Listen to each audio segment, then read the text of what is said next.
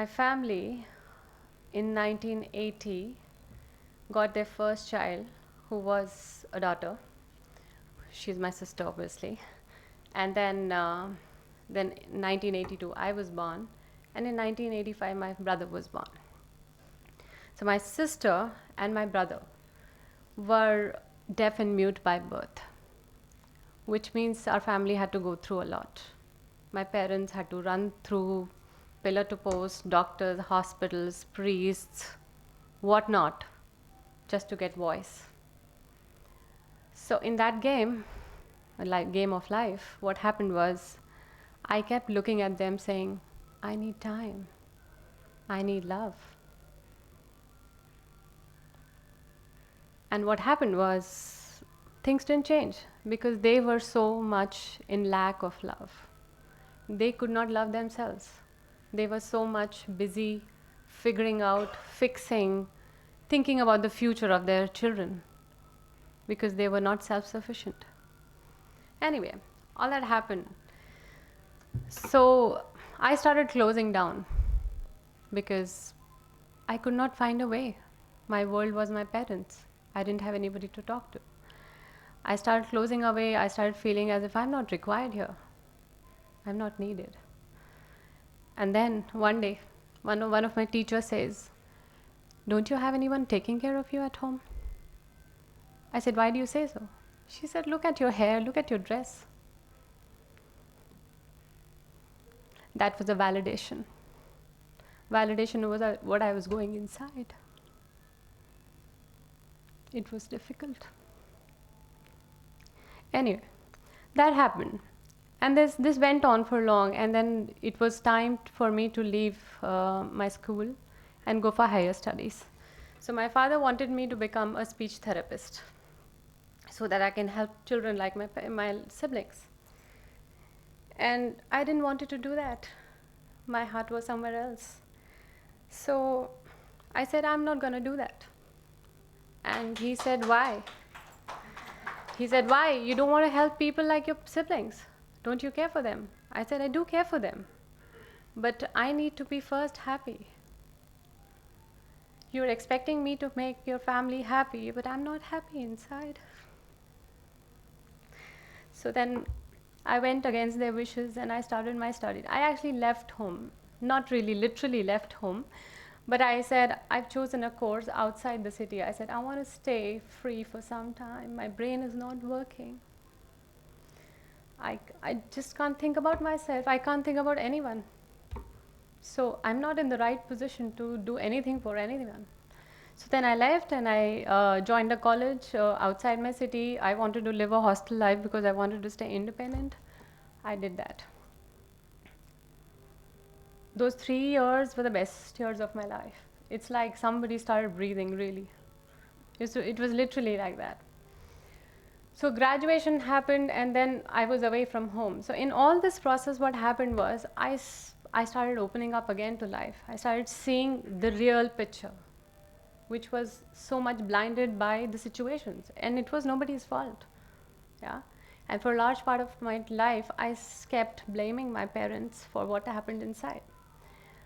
Anyway, was a story, was an unfortunate situation. Nobody created that. We all had to deal with it. Fine. Now the impact of such situation on me, which is really the topic that we are discussing today, is social intelligence. So the way I started relating to people was very different. My defense was very high. I felt there's no one. So every time my mind used to say, you are alone. You have to stand for yourself.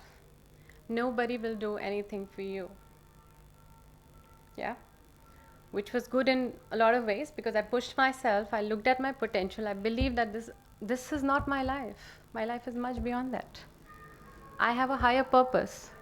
I'm not here for this. It was good in that way. But the flip side was it closed me completely from the relationships. It was difficult for me to trust people. It was difficult for me to open up. It was difficult for me to help people. It was difficult for me to be in the world out. I was growing. I was getting success in my career. Everything was happening good. But what about others? So people around me will find this girl is little weird. Doesn't talk to anyone, doesn't say anything, but she's good at what she does. But that was an incomplete world. And then I started working in human resources because I felt I connect to people. That's what my forte is. Started doing good in job. Everything was good. But inside, that unhappiness was still there. And then another life event happened, which was marriage. Fortunately, I was very blessed to have a husband and family who really taught me what unconditional love is.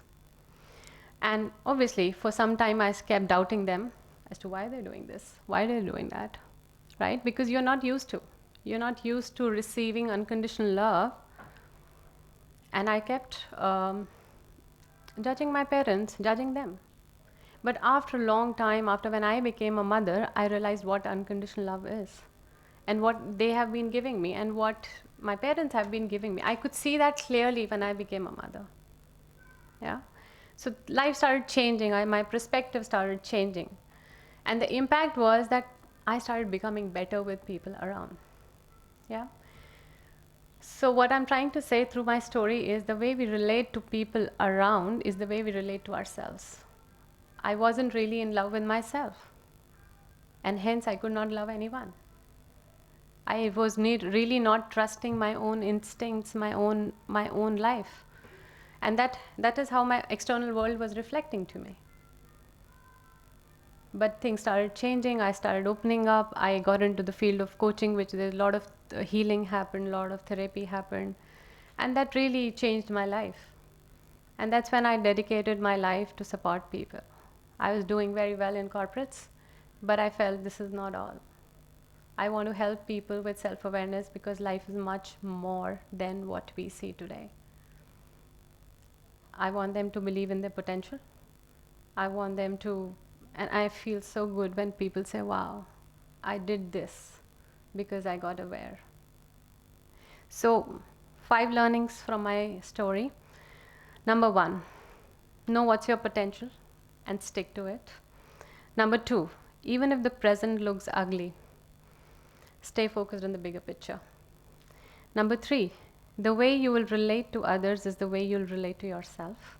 So pay attention, see how things happening, what's the pattern. Number 4, life can change with the change inside. And number 5, keep learning. And I want to leave all of you with few questions. See around how you relate to others. What is the pattern? What are you seeing? And then look inside and change what's not working for you. Thank you so much.